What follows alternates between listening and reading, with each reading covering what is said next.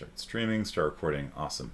So today's lecture is going to be pretty important. So while your homework's grading, I will start talking about a really important concept, which is the use of the standard library, and then we're going to get into like Big O this week as well. So we'll see how that goes. It looks like most of you guys did pretty well on the homework assignment. Again, if you ever need to check your grades after it gets graded, it's in the C's right now. Type Alpine, and that will take you to the email client here, and then you can go to the message index, and the system will mail you your grade on the assignment. Looks like 18s are pretty common here. Yeah, probably collecting the last couple points might be a little painful, because I did have lots of different edge cases for you guys to handle. All right, so let's see, when did we meet last? Today's Monday, so the last time we met was on Friday, and that would be the 29th. Let's copy 129.21 to here.main.cc. And let's just continue on this. So let's say we've got all these fraction things here. So we've got a less than operator that we'll say if one is less than the other. And we've actually got it two different ways, which is you probably, and realistically, maybe just delete this one. We've got a double less than operator, so we can print them to the screen. And again, the whole point here is that we can have a new type like fraction behave, well, like the way we think it should, right? Like we want to be able to say in main, fraction A is equal to, 3 halves, and fraction B is equal to 1/2, and we want to be able to say... Oh, brother! Sorry. We've fraction been C is asking equal for to the stream. A plus B. What's the matter? We've been asking for the stream for a while. Oh. There we go. All right, there we go. There we go. All right. Thank you for jumping in there, Malia. Okay, so anyhow, it doesn't matter. This is what we've been talking about for a while, right? Which is the notion that we want to be able to create a fraction and just be able to add fractions together, and maybe fraction C would then be 4 halves, and then we could say like, hey, reduce yourself, buddy, and then it would go from 4 halves into 2/1. And you could just kind of use these new types that we're creating like you'd expect them to work. And you can't do this in like Java, right? Java does not allow this sort of thing to take place. In Java, everything must be a function. So you would have to say like fraction C is equal to like A dot add B or something like that. So in Java, you cannot overload operators like that. You can't overload plus and minus and multiply. But we would, we in the C++ world kind of like the ability to have, the ability to write code that looks like this, which is just very readable, and it makes sense, right? Now, you might be wondering how many operators there are, and I said last time, I don't know, there's a lot. There's like 40 or 50, and it's if you're really going to make a professional fraction class, then you would have like a operator, times equals, and you'd have a minus equals, and a plus equals, and a divide equals, and I don't know, modulus, if that makes sense somehow, which I don't think it does. And you can have a...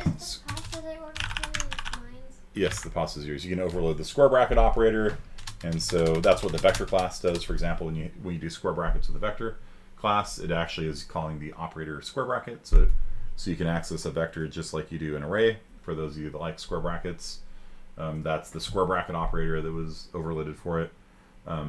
Basically, pretty much anything you do in the core language, you can do in a class that you make. So,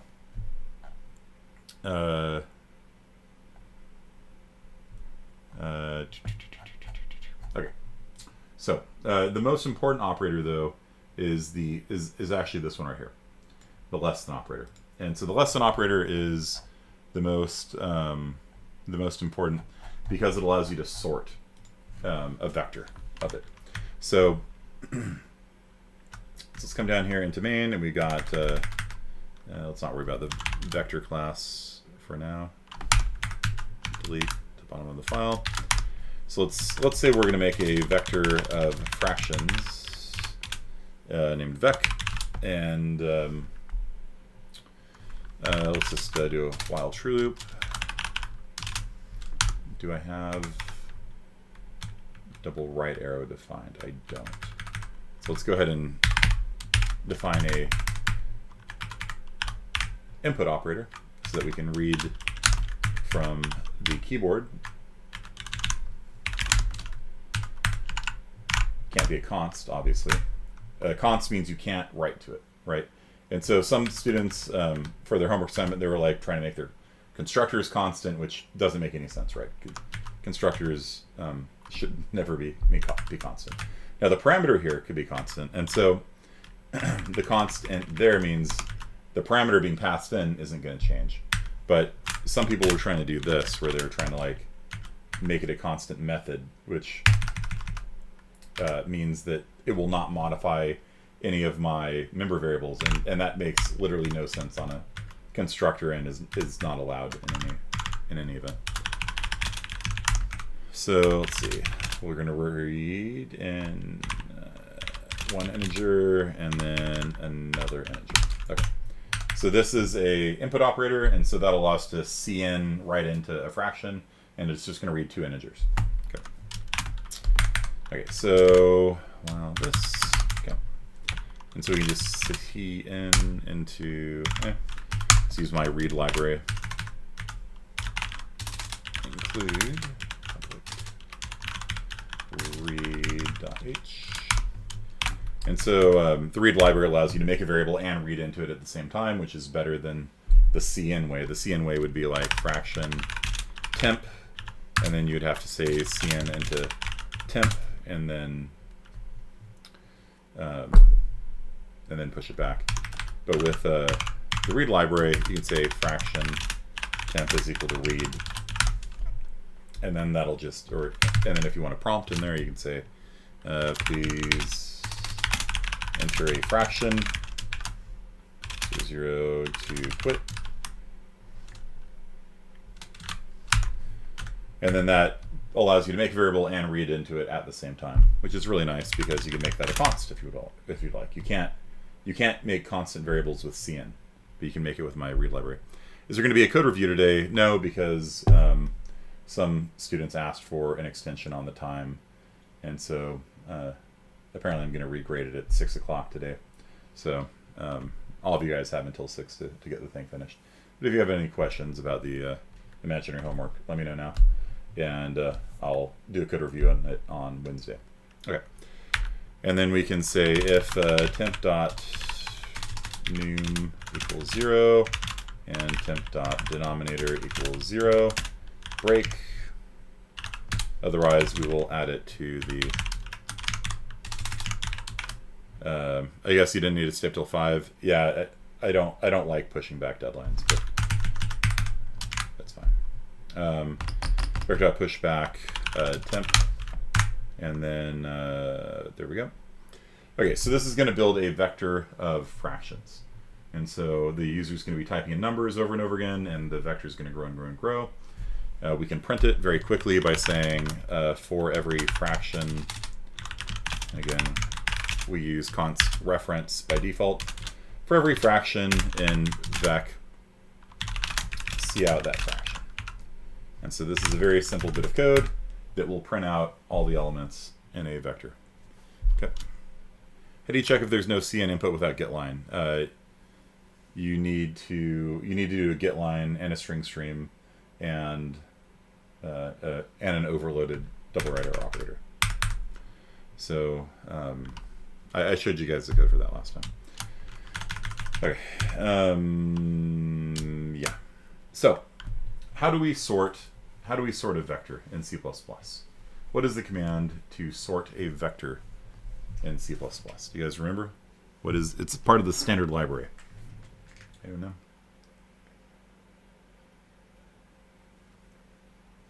If you had to make a function to sort, what would you call it? Yes, it is called sort. And so here's the learning point for today. There's a lot of standard library functions that work like this, so pay careful attention. It is like this. Sort, not soft, sort, vec.begin, vec.end. Okay. Sort takes two, maybe more parameters. We'll get to that in a second. Sort takes two parameters. Sort takes two parameters. The beginning of the range to sort and the end, kind of. And so this means sort the entire vector. This means sort the entire vector. And in fact, new in C++20, you actually can write this. You can actually write ranges sort and just pass in the vector. And that actually works just fine. So this is actually the new hotness right now. And in order to make that work, I think you have to hashtag include range or ranges? Range.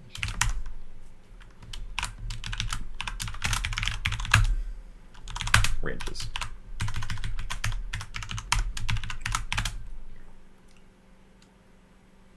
Explode.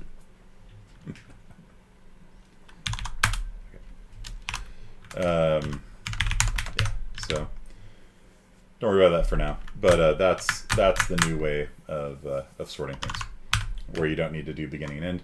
But the basic terminology in C++. Let's see if this one works. No matching function call to fraction. We need a default constructor. All right. Fraction default constructor. We'll just set numerator to 0 and denominator to be 1.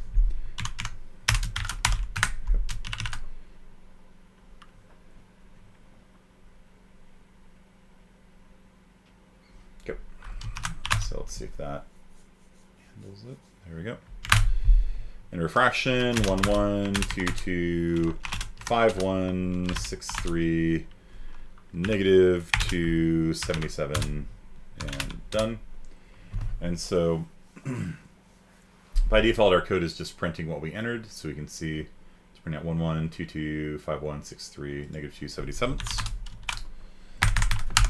And then we're going to sort it, and then we're going to print it again.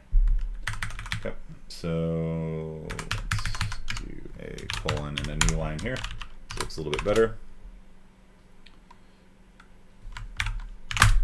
And so let's put in 1/2, let's put in 2/3, let's put in 1/3, let's put in 3/4, let's put in 6/8, 5/8, and negative 1/2. Okay. And so you can see here is the vector as it was before sorting it, and then after sorting it, it is now sorted numerically, right, from smallest to biggest. Negative 1/2, 1/3, 1/2, 5/8, 2/3, 3/4, 6/8. Okay. What exactly is ranges? So, range, the concept of a range is really the key point for today. Ranges are ways of specifying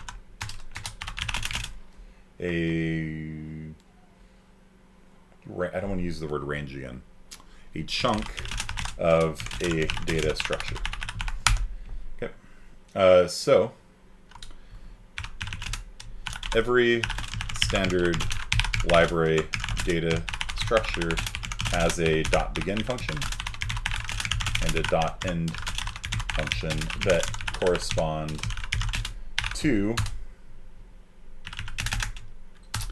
the beginning of the data structure and one passed, not one paste, one passed, this is really important, end end is actually not the last element of the vector. It is one past the last element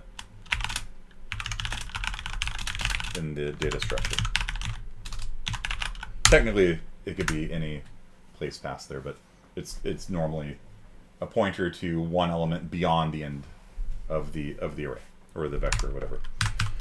So, or it could be a sentinel or something. But end, if you try, like if I were to try printing out cout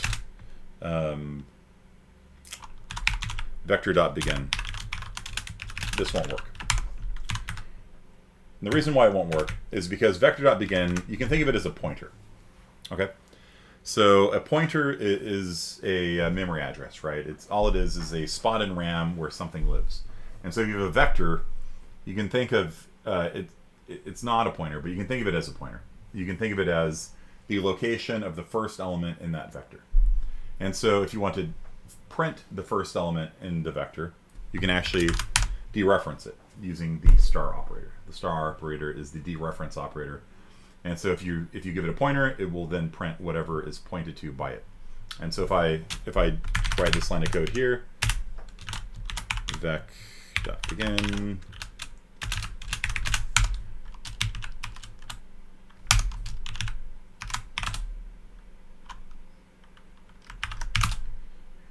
five sixths, you can see that by using the star operator with begin, I could print out the first element in a vector. Normally I would just use front or .at 0 or square bracket 0, but this does the same thing. So conceptually, vector.begin is pointing to the first element in the vector. Okay, it's very similar to a pointer. It's something called an iterator.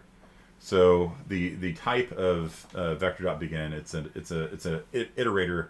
It's a vector iterator, but basically it's a pointer. So it points to the first element in the thing. It's different from the index. Index would be 0, right? Index in this case would be 0. You know, this code here is the same as if I had written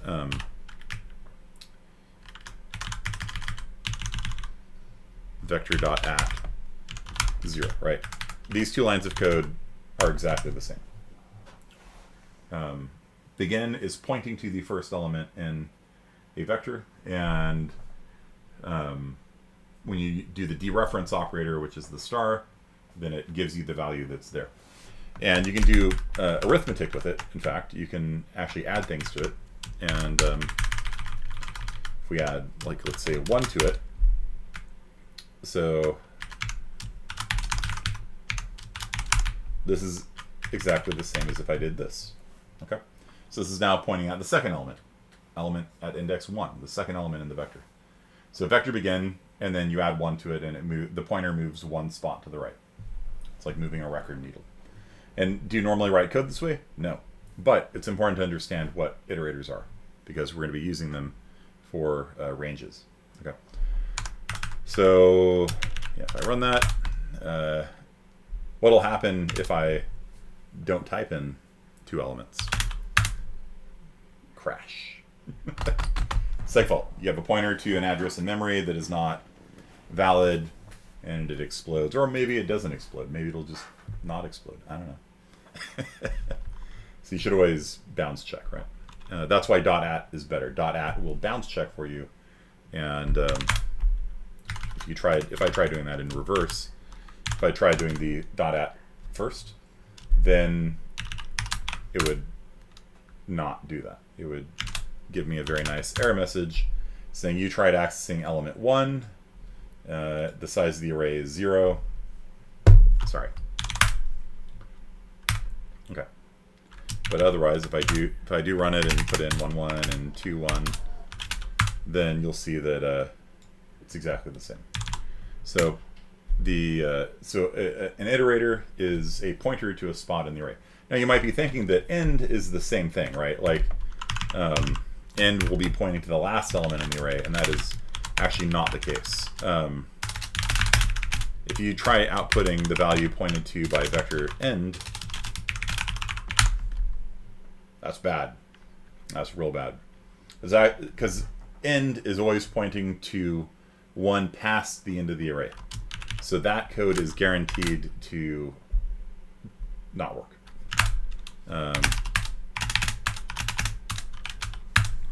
Okay. And so it pointed to some element past the end of the vector. It looks like it had a default created fraction there, but it is technically no bueno to do this. Don't ever try outputting end, because end is one past the end. Okay. So let me hook up my my whiteboard here.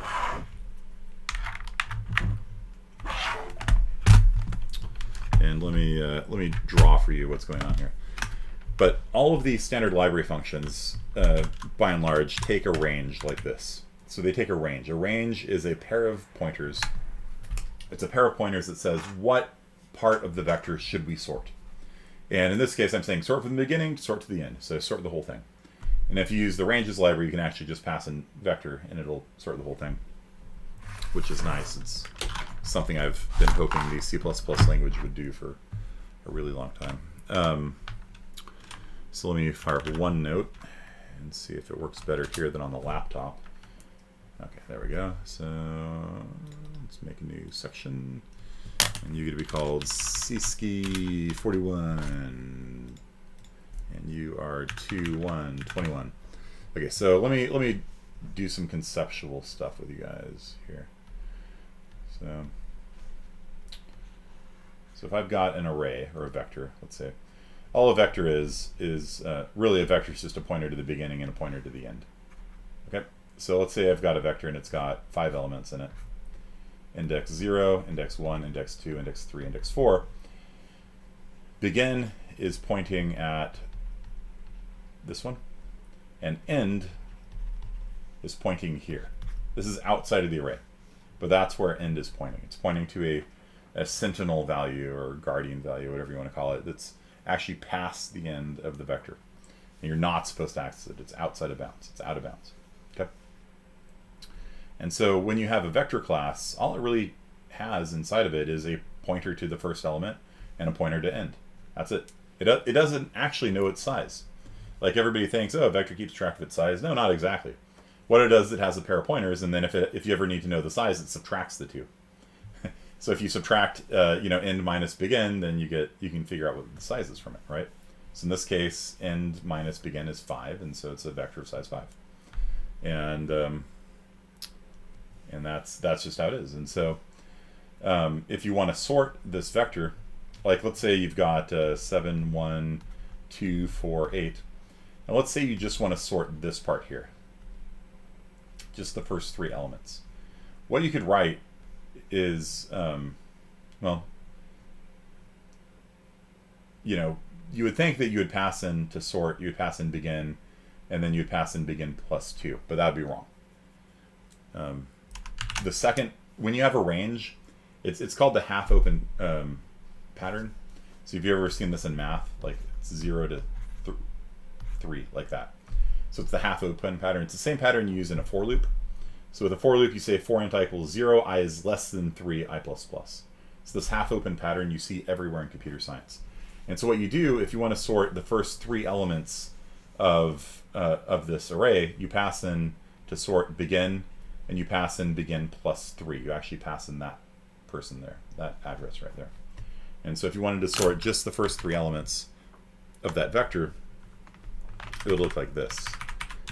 From vector.begin to vector.begin plus 3. Like that. And then this would sort the first 3 elements of the vector only. And the rest of them would be left alone. You guys understand? And so by using that half open structure, the only thing you have to be careful of is that index 3 doesn't get modified. The first 3 elements get modified. And so there are a lot of standard library functions that work like this. For example, if you want to shuffle your array, then there is a standard library function. It's actually about 3. They're all very similar, but you can do random shuffle. And so you can say randomly shuffle the first 3 elements in the vector, and you can do it like that. Okay. So let's get rid of this horrible person there. Okay, so if I compile it and run it, 1/2,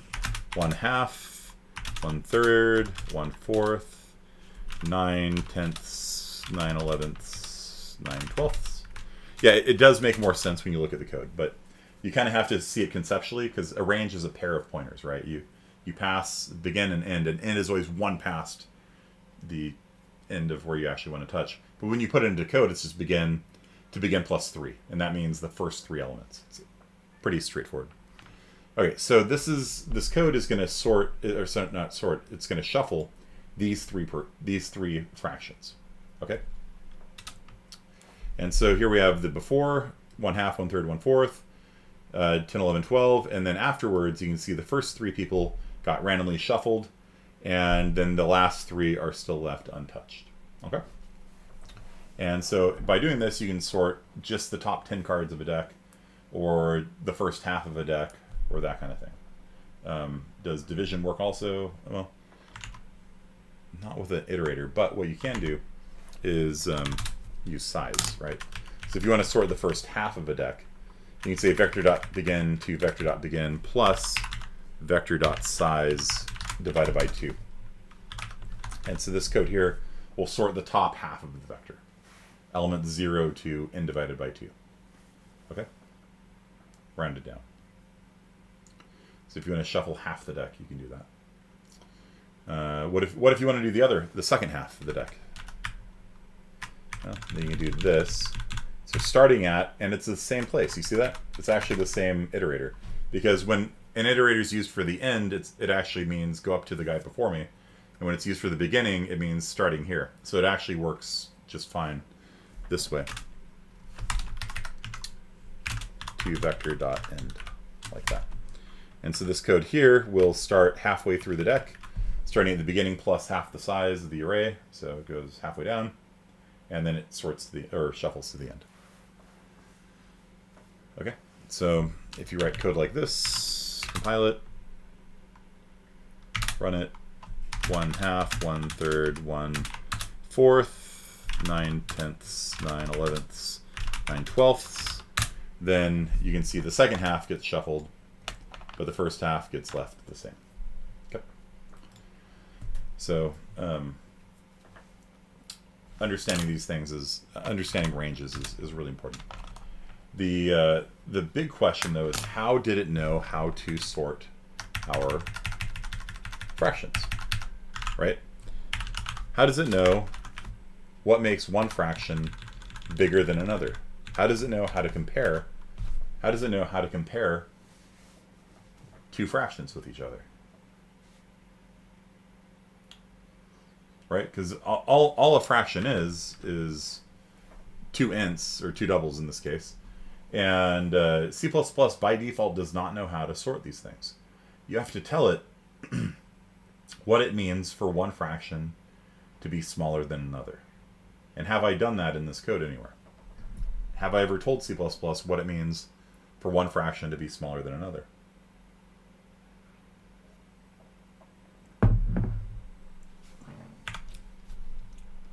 What do you guys think? Very good, Emma. Yes, the less than operator.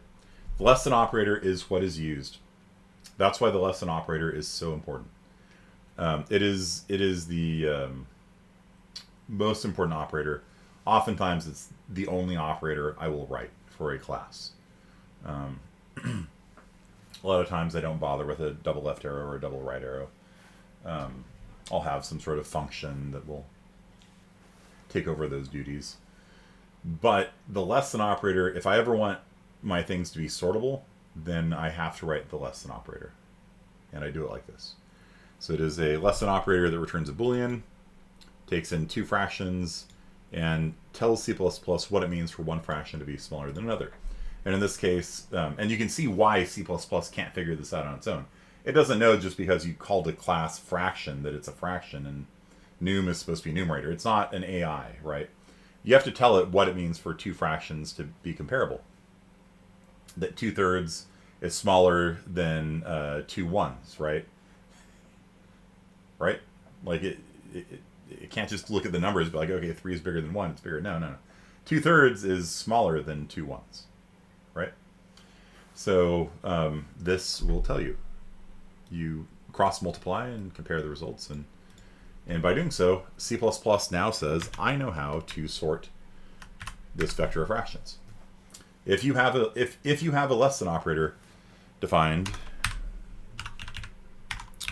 if you have a less than operator defined on your type, you can sort it. Okay. So if I were to come up here and comment this out, or to comment out the less than operator, then any second now, no. IOStreamer? How is this a problem? I think cock is failing on me. Yeah, see, here it goes. So if you try compiling that code without the less than operator defined, then you will get the classic C++ error. So C++ is sort of unique in programming languages, and then it generates more lines of errors than like is humanly like readable or parsable or understandable. If you guys ever get like a massive error message like this, it's probably due to something similar. It's just like, and especially since you normally look at the bottom, right? And the bottom says, fraction is not derived from optional. It's like, I know it's not. Why are you talking to me about std optional right now? What the hell does that have to do with me trying to sort it? It doesn't have anything to do with it. But it's just telling you, this is an error message. This is not an error message. This is a note. This is a note. By the way, we're noting for you, just for your benefit, the your class is not derived from this random other class. Just so you know, it's not derived from it. Thanks. I didn't think it was, but should it be? Note, candidate, template, class, underscore, TP, class, underscore, UP, const expr, std, underscore, underscore, optional, underscore, relop, decal type, decal val, boom, boom, boom, operator less than, boom, boom, boom, boom, boom, boom, boom, boom, template argument, deduction, substitution failed. So these messages that you're getting are called template substitution errors or template deduction errors. And for whatever reason, compilers just love spamming everything that they tried. Because what the compiler is trying to tell you here is that they did their best, man. They did their best. They're trying, and they failed, and they're sorry, and they just wanted to let you know everything they tried, and failed. And from my perspective, it's like, I don't care. I don't care that you tried converting fraction to an optional and it failed. I don't care that it's not derived from a move iterator. Really, it's not. I didn't think it was. Thanks, compiler. I didn't need to know that, right? And all these things are over and over again. Template substitution error. We're trying to figure out a way of sorting your class, and we can't figure it out. Template error. Template error. Template error. Boom, boom, boom. Look at this. Look at this. Look at the size of this thing. Look at the size of this error message. It's ridiculous. From main 1, included here, included here, included here, included here. An instantiation of blah, blah, blah, blah, blah, blah. And it's at this point, students' brains just go,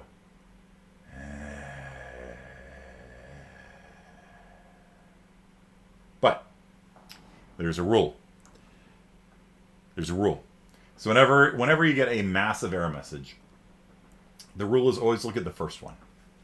It's the first one that's the most important. What everyone looks at is the bottom one, right? Because the bottom one is at the very bottom. It's on your screen. Fraction is not derived from optional. And you're going to start Googling, like, should my class be derived from optional? What does that mean? I don't even know what that means. Maybe it should be derived from optional. And the answer is no, it shouldn't. And nor should it be derived from move iterator. It has nothing to do with it. None of this stuff matters. And in fact, I really wish you could just turn those error messages off, to be perfectly frank, because none of these notes matter. And I actually looked into hacking the G++ GCC compiler to just turn these off entirely. Just don't. I don't care, you know. So what you want to do is scroll up, right? Scroll up through 900 million thousand lines of error messages that aren't error messages, but just the compiler telling you how much work it did on your behalf. Look, I tried normal iterator, and that didn't work. And then I tried reverse iterator, and that didn't work either.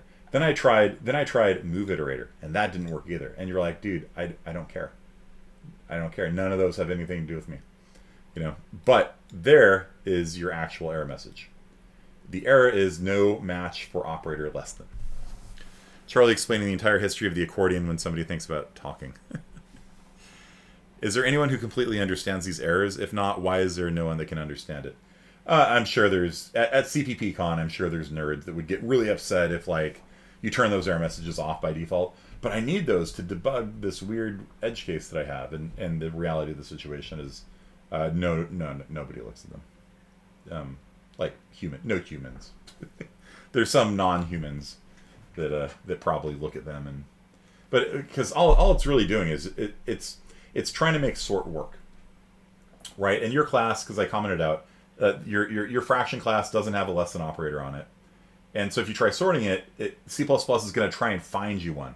It's going to try and find you a less than operator, and so it looks for all the possible candidates of things that have less than operators that are comparable that it knows about, and it tries converting your code into them.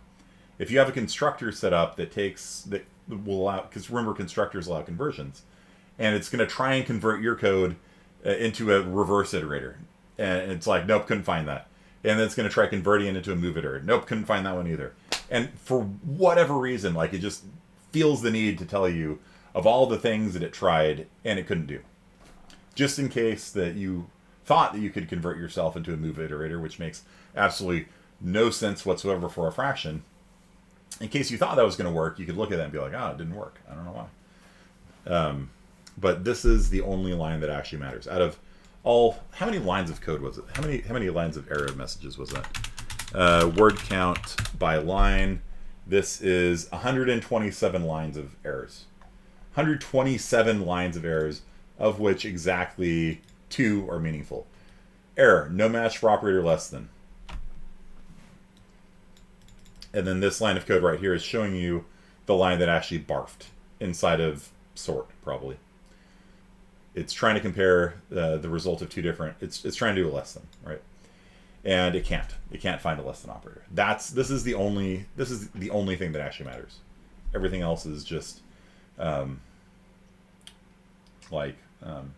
pollution, clouds of pollution. And so one of the things that is annoying about C++ is this. The compiler error messages in C++ are objectively worse than every other language out there. And I'm sorry for that. That said, other languages have their own issues. In Python, if you're one space off, it'll, like, who thought white space was a good idea in a programming language? And Java is just verbose beyond measure. If you want to just read a key from the keyboard, it's 9,000 lines of code. So all the languages have their issues. This is the main issue with C++. And what you have to learn to do as an experienced C++ person is just to scroll to the top. Or, if you want to do it the more Unixy way, you can type the results of your compilation. And you can do this with make too, right, if you're using make. You pipe the results of your compilation, including errors. The standard error is the ampersand there. And you can pipe that through more. And so more will show one line of code, one page of code at a time. And so you can see this is the top of it. Okay. Or if you want to be really fancy, you can actually just pipe it through top. Oh, not top, sorry. Nope, not top, not top, not top, not top. Nope, that's head. And that will show you the top 10 lines of... Nope, actually, sorry, it was more than 10 lines down. There we go. Okay. So you can use head to get the top error messages if you want, or you can pipe it through less. Less is the same thing as more, and so with less it starts at the top, and and more they start at the top. Less allows you to scroll up and down though in the error messages. So that's you lose the colors though. So normally I just scroll up with the mouse wheel, unless it's like, if it's like a lot of lines of errors, then I'll pipe it through less. But usually I just mouse wheel up real fast and look for the top. Okay, so what if we don't have a less than operator defined? Okay.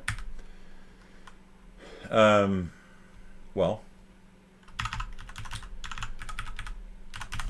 the sort function will actually take a third parameter. So let's say, okay, this is fine. We're sorting the vector using the less than operator. But let's say that we wanted to sort it alphabetically. Let's say that we wanted to sort it so just the numerators matter or something like that. You know what I mean? Like, you wouldn't do this with fractions, but like if let's say that we had struct named person, and every person has a first name and a last name and an address. Okay. So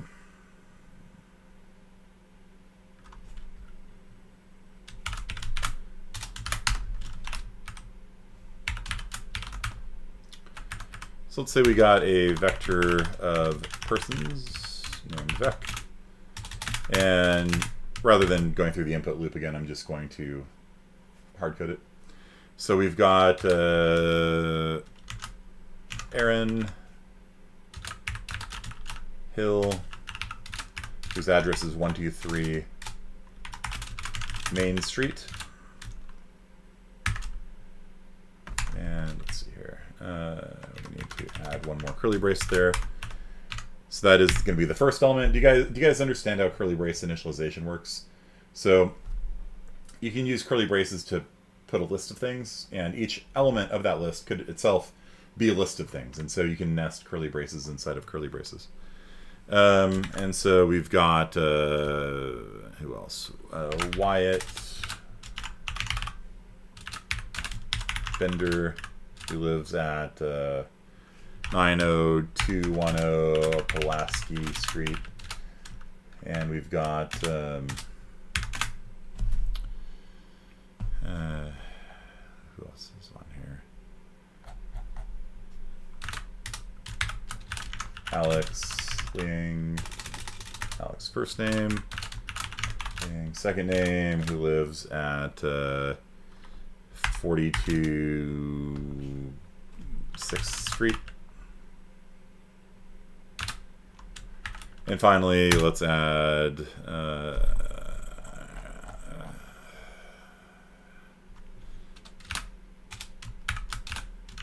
Amber Crump, who lives at 5198322178.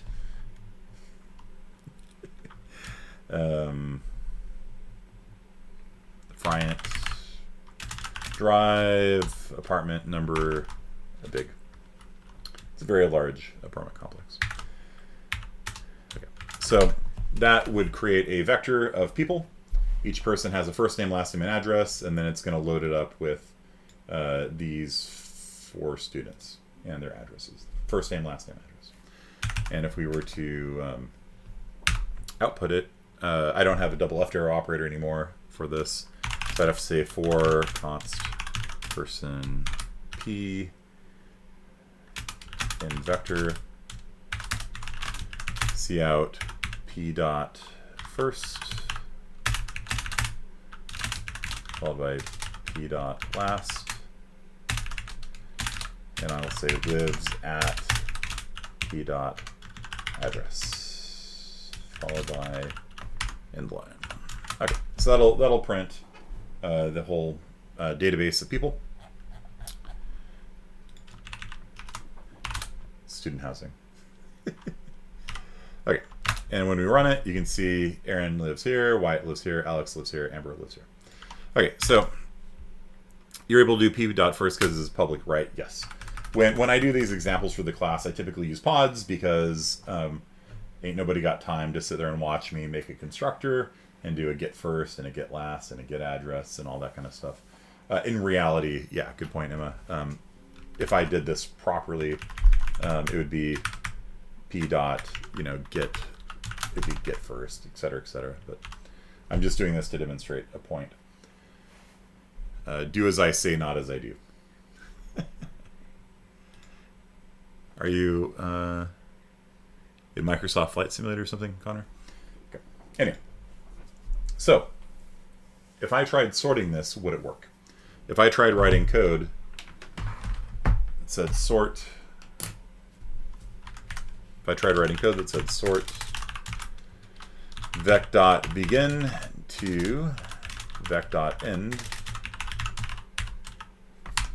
will this work? Will it blend? What do you guys think?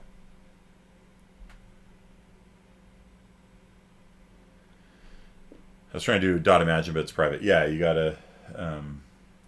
You can't. Yeah, if you want to access the imaginary part of a complex, then you need to write a get imagine function.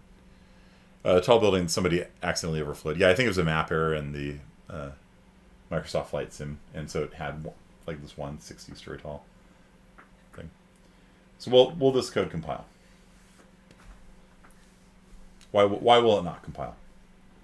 Does C++ know what it takes for one person to be greater than another? As Americans, we are philosophically opposed to this notion. No person is greater than another one.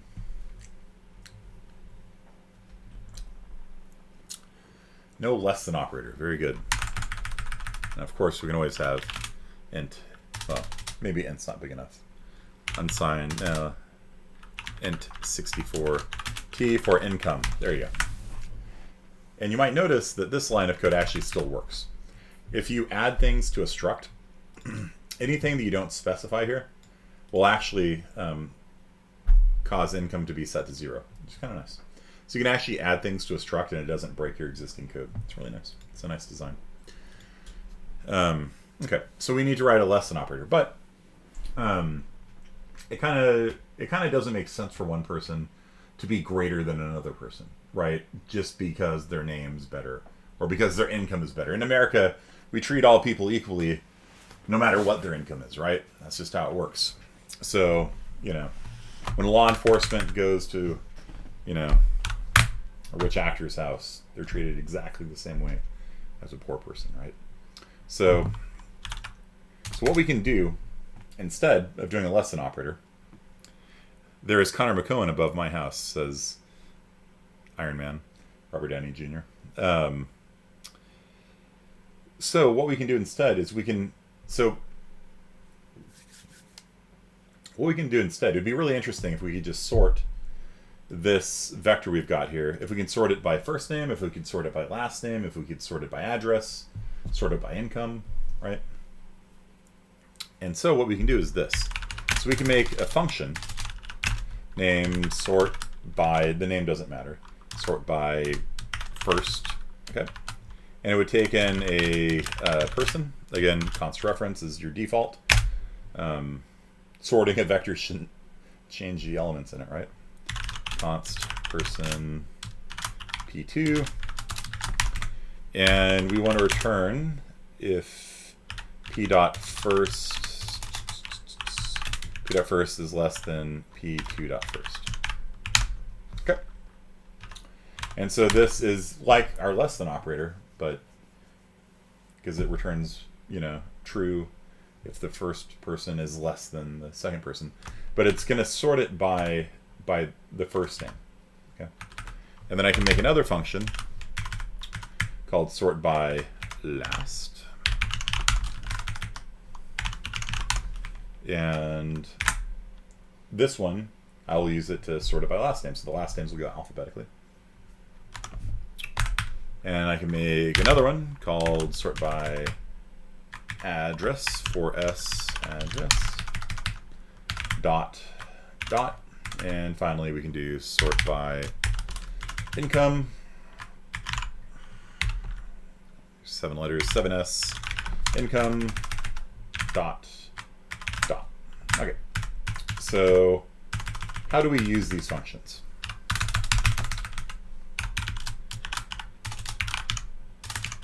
Learning point number 3 for today. You can pass a sort function or a comparison function. You pass a function to sort to use that function to compare two elements.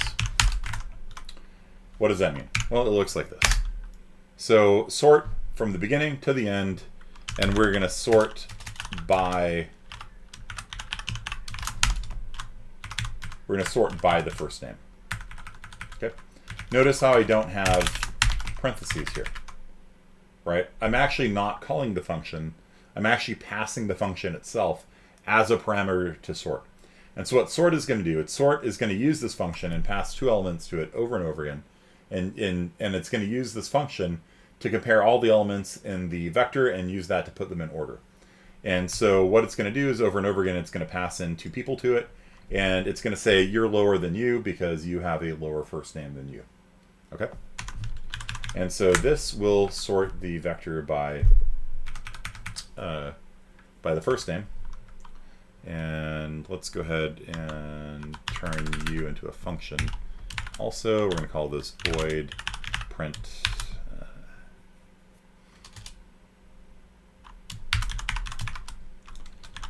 vector of persons by reference vec. You should be const as well.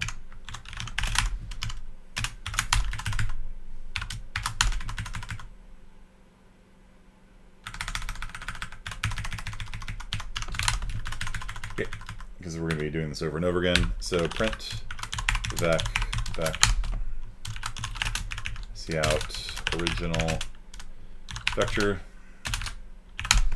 So it's going to print the original vector. We're then going to sort it by first name.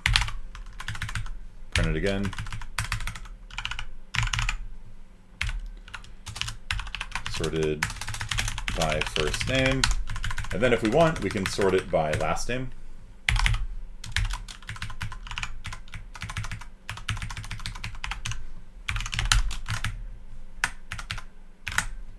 Do you guys see that? So basically, this is a very common thing to do when you have like a database or something like that. You don't really have one less than, because it doesn't really make sense for a person to be less than another just because of their address or something like that. Instead, what you'll typically do is you'll have a number of functions that allow you to compare people in different ways. And so find me the person with the smallest first name. Find me the person with the lowest income. Find me the person with the highest income. That kind of stuff. And so yeah, you just have a function that returns a bool. It can be named anything you want, and it takes two of whatever type is in the vector. Okay, and so this will print the original vector. It'll then sort it by first name, print the vector again, sort it by last name, print the vector again, and let's just run that. Missing initializer for member person income. It's a nice warning. It's a nice warning. Yeah. Yeah, it's saying that you put in income and you didn't actually give people income. So, all right. So Mr. Hill has an income of 100, and Mr. Bender has an income of 50, and Miss Crump, obviously in an apartment complex like that, has much higher income, and Mr. Liang has an income of 9,000. So G++ main.cc. And so here's the original vector. Aaron, so this is just the order I typed it in, right? And then, let me put some new lines on this.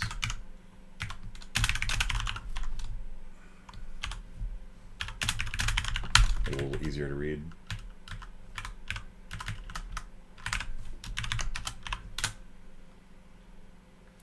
He's hoping it'd be over 9,000. Close. Very close. Power level's not quite that high, though. Okay, so Aaron Hill. So this is the order I typed it in, right? And then if we sort it by first name, look at that. You see how it goes AA, AL, AM, then Wyatt, right? So it's alphabetical order, right? So if you compare two strings, it's compared lexigraphically, right? So it's sorting this vector by first name. Then if we sort it by last name, we have B, then C, then H, then L, right? And we could sort it likewise by address. We could sort it by income, so on and so forth. Okay? You guys understand? Like, this is actually a pretty useful thing, right? That third parameter there. So that's our third learning point for today. Okay, so you can pass a function as the third parameter, and then you can sort a vector via different columns. You know, you think of it as a database, different columns in a database. Any questions about it? And if you don't pass in a third parameter, then it uses operator less than. So if you have an operator less than defined, it'll use that. If you pass in a third parameter, it uses that function instead. The function has to return a Boolean. Yeah. I mean, technically,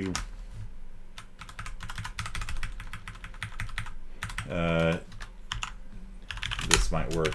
So, yeah, you can. I had it return an int instead of a bool, but yeah, should be a bool. Okay. Start one after the end function to define the method. That's right. And end is, of course, one past the end of the vector. And so this construction is used all throughout the standard library. And let's actually just do a little PowerPoint presentation on this. I've got a useful PowerPoint presentation on this. Let me pull that up real fast.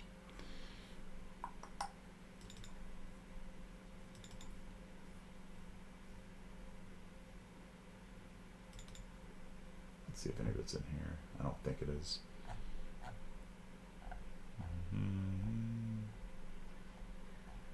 Yeah. Okay.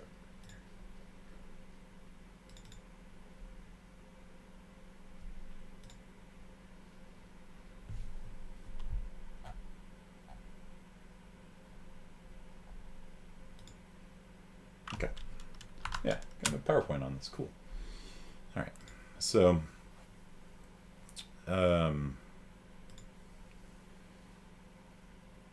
There's a P and a P2 in the code. What is P2 referring to? So when you pass a function like that to sort, it takes two parameters, the left side and the right side, and basically it's going to do a comparison. And there's the first parameter, which is the left side, the second parameter, which is the right side, and it's going to call that function over and over again to compare two elements. And then based on the results of the comparison, it will sort your vector. If you make it a flip of a coin or something like that, it'll explode. Doesn't like it. So that's how you compare two people. Okay, so ranges. So for example, let's say you want to find, you want to search through a vector and see if you can find a specific value in the vector. Begin to end means search through the whole thing. Okay, but you don't have to. If you want to just look through the first three elements to find something, you can say find vec.begin plus 3. And that'll look through elements 0, 1, and 2 for whatever the target is. And find, by the way, returns a pointer. It returns an iterator. So find doesn't actually return the thing that you're looking for. It returns a pointer to it, and then you can use that to grab whatever data you want out of it. So here you can create an iterator. Usually when you make iterators, you use auto, because the type name of an iterator is like this long. It's like too long to fit on the screen sometimes. It's not actually that long. It's about 13 letters or 15 letters, something like that. But it's still annoying enough that people don't like typing it. So if you want to make an iterator, you can make a variable of iterator type like this. Auto end is just a variable named end. not the end function. Maybe I shouldn't have named it that. Who knows? So, but it's going to be a pointer that is pointing to the beginning plus half the size of the vector. So it's going to be pointing halfway down the vector, and then you can pass that variable to a function, right? So find from the beginning to end. Again, I probably shouldn't have called that. Should have called it mid. Here, let me change it. Your name is now mid because you're halfway down the line.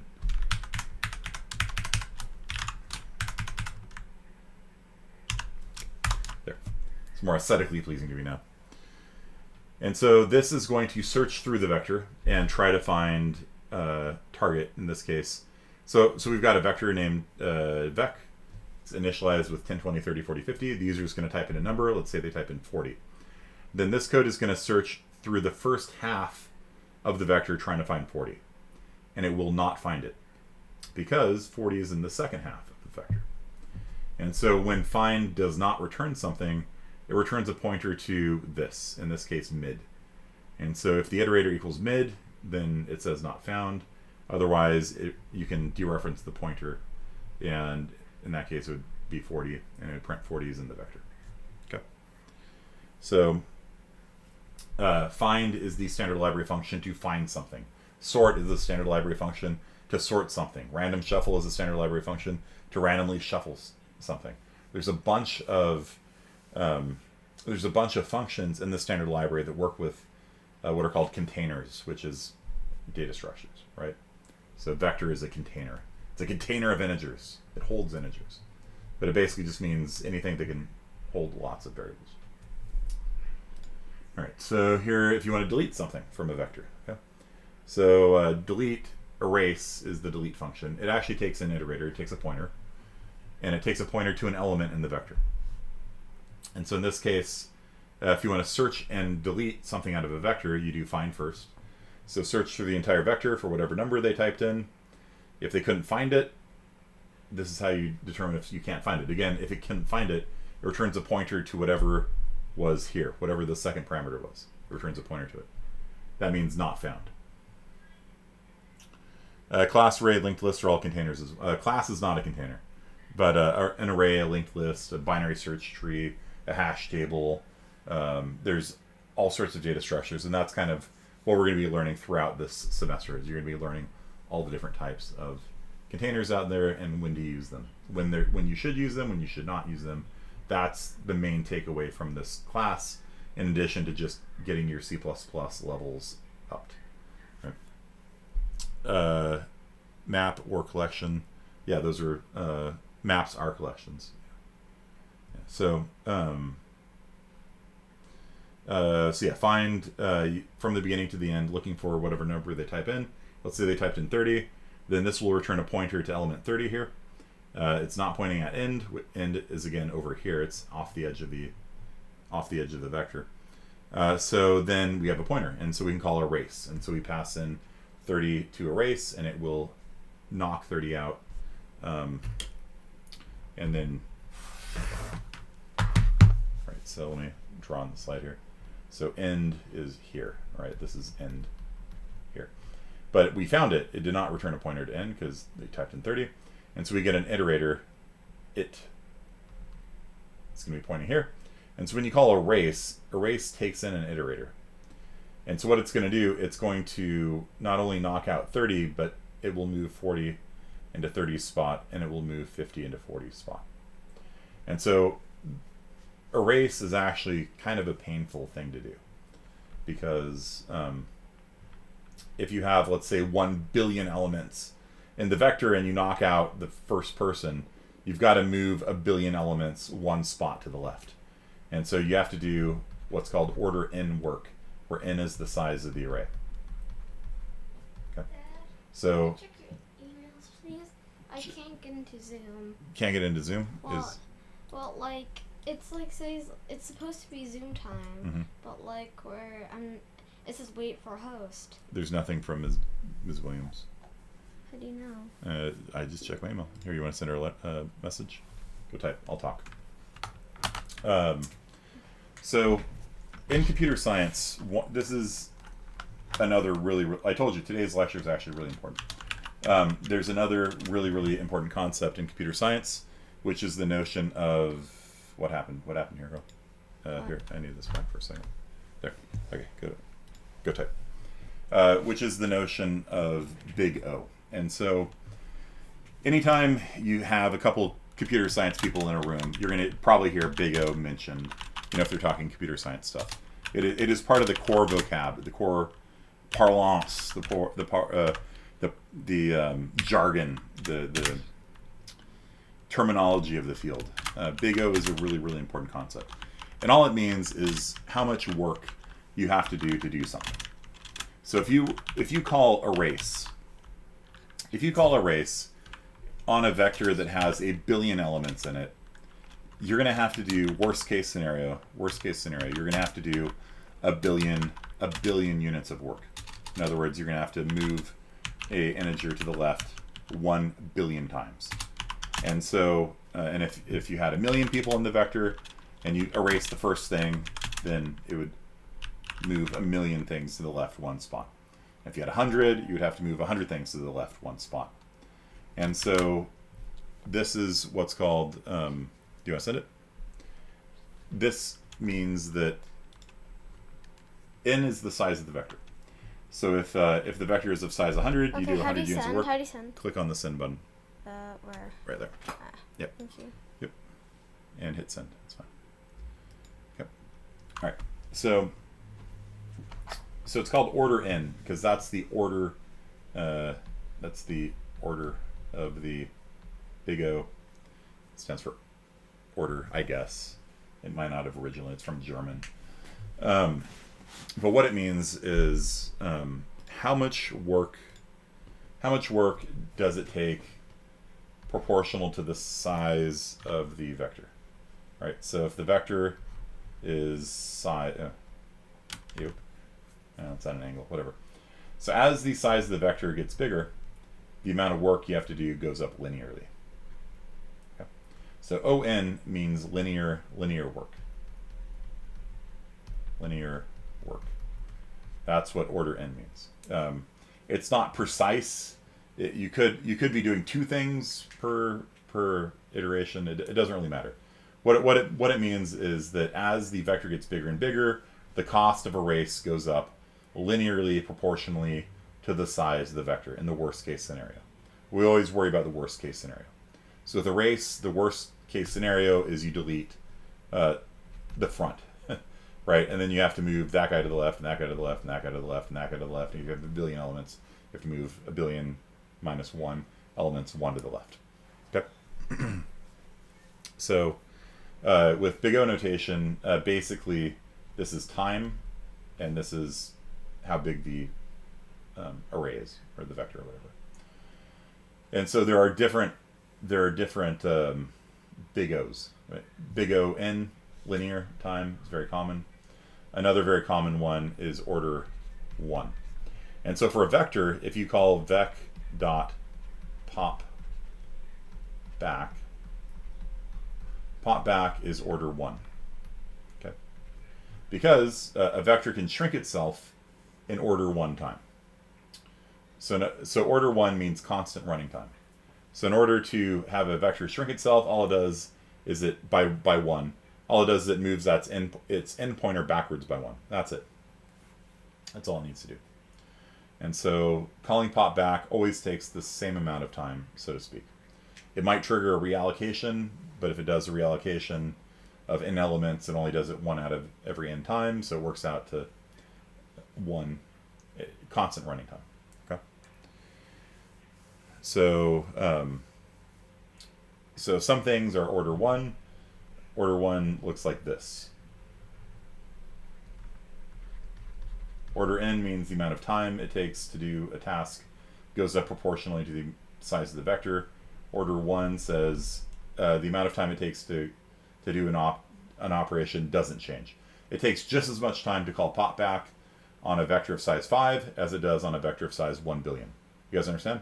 Because all it has to do is move the end pointer backwards 1. It doesn't matter how big the whole thing is. It's not iterating over the whole thing. All it does is it just has that end pointer, and it goes like this. Tick. And that's it. So constant running time means it doesn't matter how big the vector is, it takes the same amount of time. What has priority, memory, resource, or execution time? Those are two different things we worry about. There's the two things we worry about are execution time and RAM. And there's no answer to that. It depends on your needs. Usually, though, we care about execution time. Usually, you can throw more memory at a problem easier than you can throw more compute time at it. So there's time and there is space. Space is how much RAM it eats up, and time is how much CPU time it takes up. Right? Usually, we focus on time. But if you have two algorithms that take the same amount of time, but one's more efficient in space, then usually that algorithm is preferred. Okay. So, yeah. So like computing the size of a vector is constant running time. In order to compute the size of a vector, you do not need to iterate across the entire vector. You have an end vector, you have a begin vector. You subtract their two memory addresses, and there you go. That's how many elements are in it. So that's a constant running time operation. Okay? But if you were to try to insert something at the beginning of a vector, like if you wanted to insert something here, then you have to move that person to the right, and that person to the right, and that person to the right, and that person to the right. So you have to shuffle all billion elements to the right one spot so you can insert something at the beginning. That's why in vectors there is no push front. There's a push back and there's a pop back, but there is no push front and there is no pop front. And the reason for that is because they would be very, very slow. And people might use them by accident. And so they deliberately did not put them into the vector class because they did not want people using them by accident. If you want to erase from the beginning, call erase. And at least, go to the effort of like reading why maybe you shouldn't do that. Right? If you constantly need to be erasing from the beginning of a vector, you shouldn't be using a vector. Okay? So if your code requires you to be constantly pushing data at the back and then popping data off the front, which is something called a queue, where you add data to the end and data comes off the front, it's a very common thing, you don't use a vector for it. You don't use a vector for it. There's actually a queue data structure in C++. You use that. If you want a super nice one, the dec data structure has order 1, constant running time, pop and push from both the front and the back. So with the dec, you can push and pop at the front or the back in order 1 time.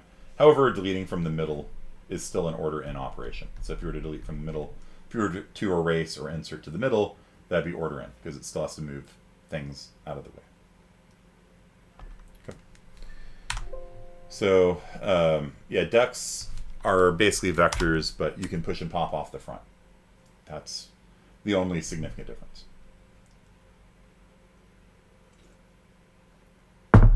They are on average about 20% slower than a vector. So don't just be like, oh, I'll just use decs for everything. Well, if you don't need to push and pop off the front, then don't use a dec. Okay. But in general, the reason why they didn't add push front and pop front on a vector is because they want you to Google it, and it takes you to a Stack Overflow page where it explains to you why it's a bad idea to call pop front or push front from a vector. If you really need to, you can call erase like this, but really you should be using a dec instead. And then people go, okay. And they use a dec instead. How is Q in comparison to a vector? It's, like I said, it's 20% slower, but you can do order 1 pushes and pops off the front. So if you need to push and pop off the front, you use it. If you don't need to, you use a vector instead. Could the pointer in the front be moved left 1 space to add to the beginning of the vector? You could, but then you don't know where the beginning of the vector is anymore, right? So it would, yeah. Okay, so the standard library is really awesome.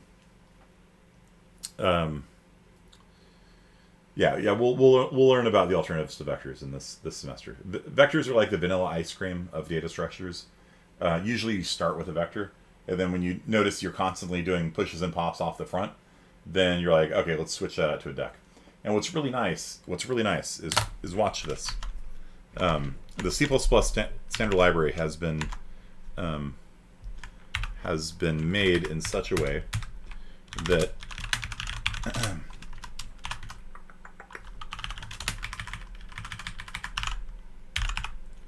that most of these data structures, you can actually just switch them out one for another. Yeah, okay, good. So if I wanted to, if I noticed that I was constantly pushing and popping off the front of this vector, I could actually just do this. I could actually change vector into dec, and I'd have to change this type here to be dec instead. And look, everything works.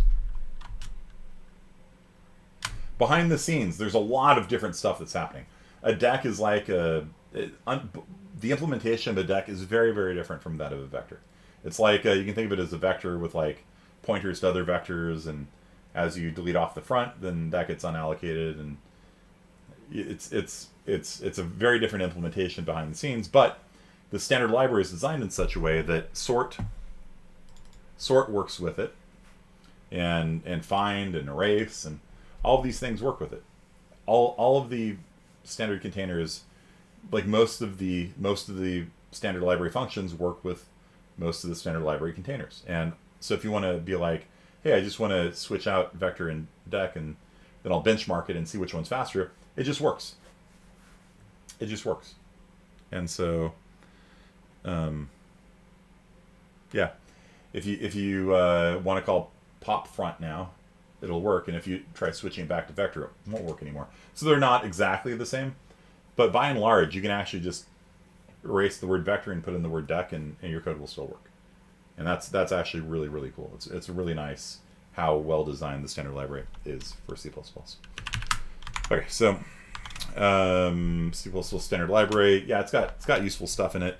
You guys all know about absolute value and things like that. So, you know, you can write these things yourself. Like, you could write your own square root function, and sometimes you'll do it, right? Like, this isn't actually rhetorical. Why would you bother? Well, square root can be done differently. So actually, depending on your needs, sometimes square root is too slow. If you're making video games, a lot of times square root is too slow. And so what you'll do is write your own square root function. And you'll do it in such a way that it's much, much faster, but it's less accurate. And so you can actually write your own square root function that will make a trade-off against accuracy and speed. And if you're making a video game and you're doing like lighting calculations, and like you've got like a triangle, and there's like light reflecting off of it, and if it reflects off at this angle, or if it reflects off at like 0.1% off, like, it's not going to matter.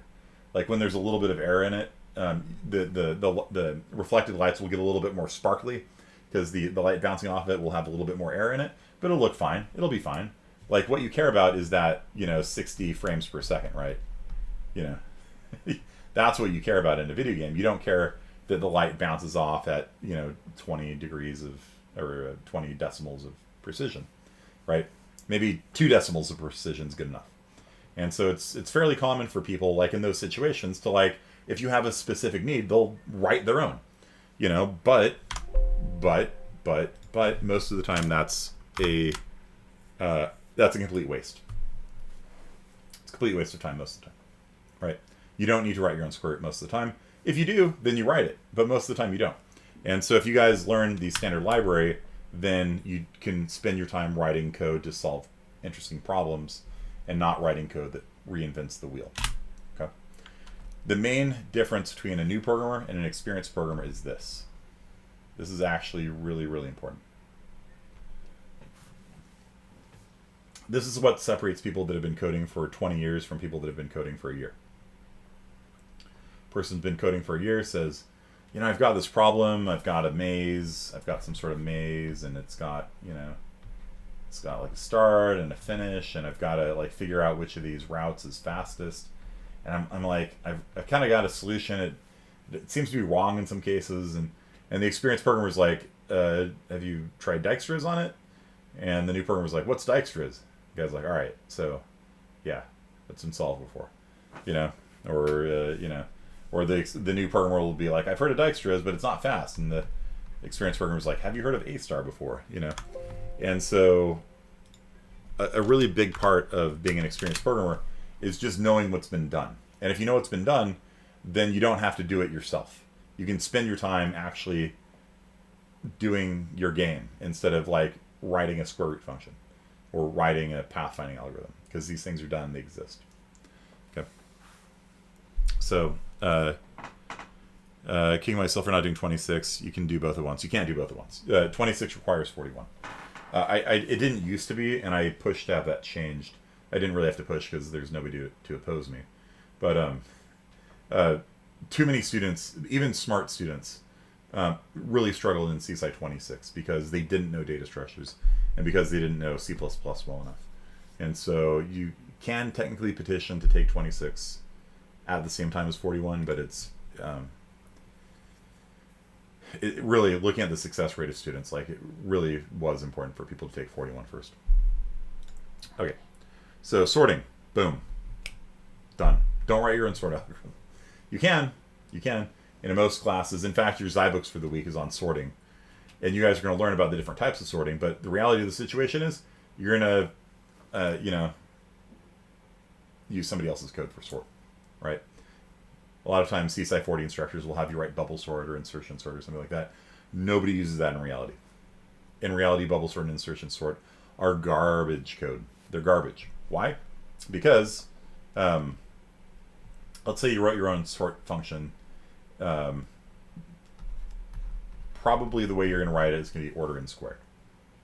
What does that mean? Well, that means that as the size of the vector gets bigger, the amount of time that it takes to do goes up quadratically, like this. Okay? And so most new programmers like writing their own sort functions for whatever reason. We learned it in college. I want to put my college knowledge to use. No, don't. Don't. Call sort. It's plenty fast. And if you actually really absolutely need the speed, you can rewrite your own. Sure, knock yourself out. But your basic instinct for programming should be use the standard library sort function.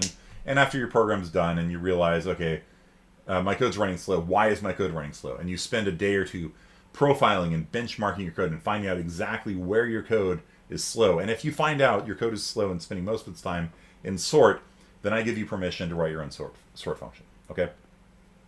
Lacking that, don't write your own sort. It's an utter waste of time.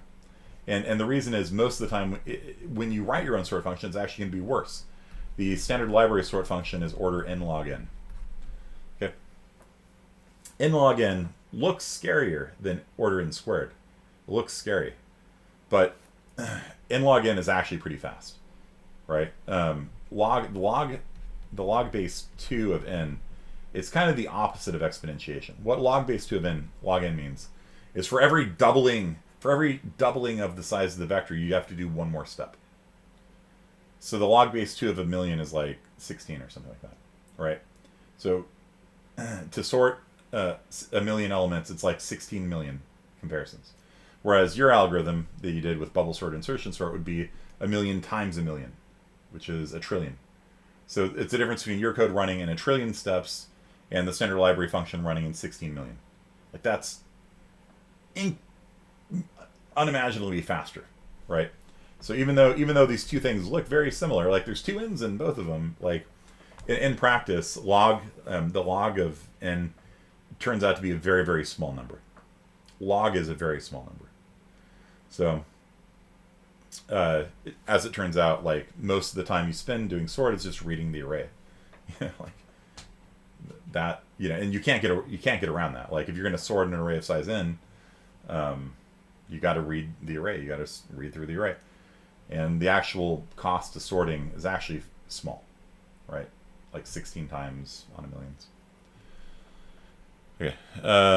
All right. So yeah, n log n looks like this kind of in comparison, and that's order n squared. N squared is way, way worse. Way worse. And so, yeah. And that vocabulary of just being able to say order n squared, what that means is as the vector gets bigger, the amount of work you do is the square of the size. And so it just gets worse and worse as these problems get bigger. And again, that's just part of the vocabulary of computer science. We're going to use it throughout the semester. If you want to shuffle something, then shuffle it. I have a story about Magic the Gathering Online, how they wrote their own shuffler rather than using the standard library, and their shuffler was broken. And I used it to guess which cards would be drawn because their shuffler was broken. Don't have time for that now. If you want to find the maximum element in a vector, like who is the biggest person, then it will return a pointer to it, like find. It returns a pointer.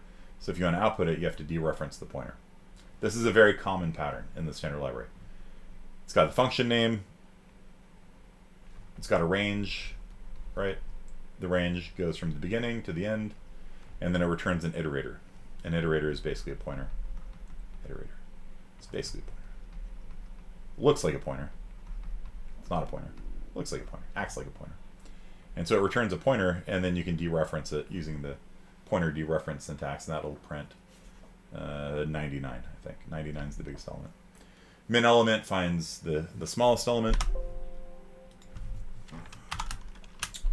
Count will tell you how many times the number 42 appears in the vector.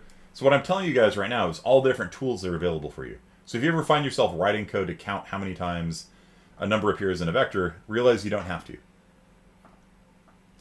If you want to write code to find the biggest element in a vector, you don't have to. If you want to sort a vector, you don't have to.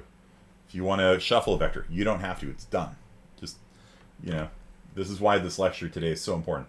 Because I'm teaching you guys what is in the standard library. A common job interview question. Reverse all the elements in a data structure. And so I'd just be like, can I call a reverse? And they're like, sure, go for it. All right, well, there you go. There's my answer. One line of code. And they're probably, most people would be like, okay, I'm going to make a for loop, and it's going to go from the beginning to the halfway to the end, and I'm going to take the address of the first one, and the address of the end minus I, and then switch the elements over and over again. No, I'm going to call reverse. And if I was hiring for a C++ position, I would much prefer this over somebody writing a for loop, because you just call reverse, and it just reverses it. I mean, it's good. And if a lot of times they'll say no, because they're like, we want to see you write a for loop. We want to make sure you understand for loops. Reversing data structures, for whatever reason, is a very common job interview question. I don't know why. Write a for loop or a while loop, whatever. Knock yourself out. But honestly, if somebody just wrote this, I'd be like, done. I accept that. Don't waste my time. Don't waste your time. Because if you waste your time, then I'm paying you to waste your time. Because the way that our wage system works is bizarre for programmers, right? We incentivize people to work slowly, which makes no sense. Okay, so there is CPP reference. I don't really like C++.com. There is CPP reference, and that is a place you can go to learn about what's in the standard library. And so the algorithm library, you can scroll through this. You can see all the different things that are in there. Search and copy, like if you want to copy from one vector to another. Fill this vector with 42s. Transform and generate. You can use it to, fill an array with random numbers. Remove everybody that matches a certain criteria from the vector. Search and replace. Swap two values. Rotate the vector so that the values rotate around in it. Remove duplicates, so you sort it, then you unique it, and then any duplicates will get deleted out. There's just a lot of really cool things, and partition is actually comes up a lot in like different contexts. Like there's a lot of problems that use partitions and sorting and merging and max and min and equal to, and permutations come up a lot as well. IOTA allows you to fill an array with like 1, 2, 3, 4, 5, 6, 7, 8, 9, 10. Accumulate adds everything in a vector. Copy, fill more of these. Yeah, and so that's the algorithms library, and it's got a lot of useful stuff in it. And then if you want to see the containers library, which is the things we're going to be learning this semester, well, these are the things we're learning this semester. That's it. That's all there is in it. 5, 9, 13, plus 3, 16, 17, I guess. Yeah, that's new. 17 different data structures. And so that's what we're going to be learning this semester. The good news is most of them are pretty similar. Like the difference between a set, a map, a multi-set, and multi-map is they're very close. So you only have to learn one of those, and then you kind of understand all four. Unordered set, these are also, so all 8 of these are basically going to be taught in one day. Decks are just vectors that you can push and pop off the front, so you know that one. And then we'll learn these. We'll learn lists, stacks, and queues later on. So this kind of brings our discussion of classes to an end. So I'm going to put up the third mastery exam today for the C language, or the C++ language, C Sci 40. And then I'll put up a classes exam, if not today, then Wednesday. And we'll start getting you guys doing the competence exam on classes. So proper class design, ADTs, getters, setters, constructors, destructors, rule of 3, all that kind of stuff. That's all, what you need to know. Proper class design, I guess. And then implementation files, I guess. Header files, implementation files. So everything we've covered to date in this class would be on the next competency exam.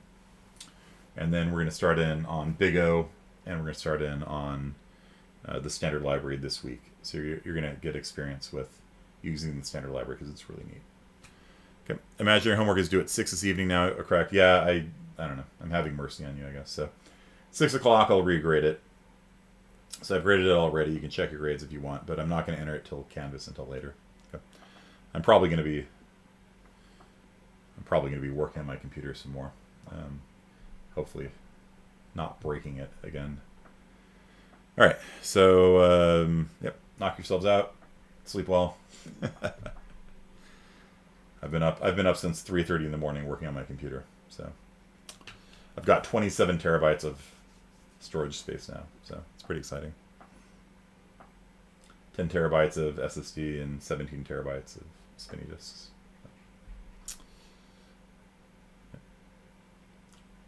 Should be enough for a couple of years at least.